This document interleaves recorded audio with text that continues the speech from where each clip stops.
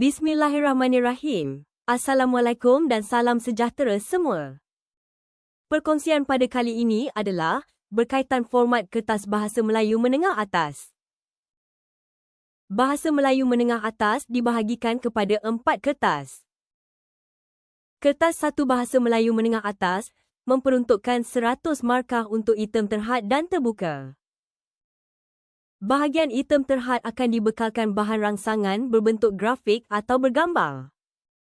Bahagian item terbuka pula, bahan rangsangan berbentuk petikan pendek dan mempunyai 4 pilihan soalan. Seperti mana menengah rendah, menengah atas juga memfokuskan kepada 16 tema utama.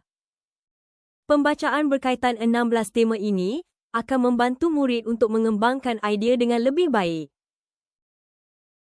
Seterusnya, kita beralih kepada bahagian kertas 2 dengan peruntukan markah sebanyak 100 markah. Kertas 2 ini akan menguji murid dari aspek sistem bahasa, pemahaman, novel dan rumusan. Seterusnya, bahagian kertas 3 ialah bahagian bertutur iaitu sebanyak 70 markah.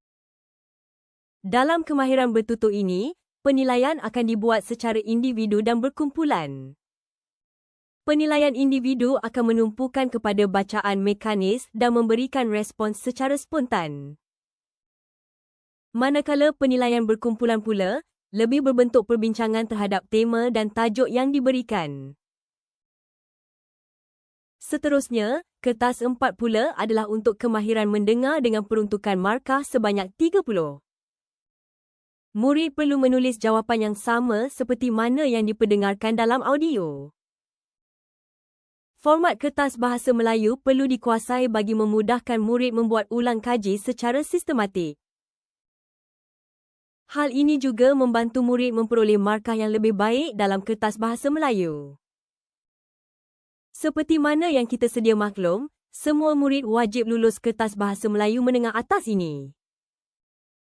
Semoga perkongsian pada kali ini memberi manfaat kepada anda semua. Terima kasih.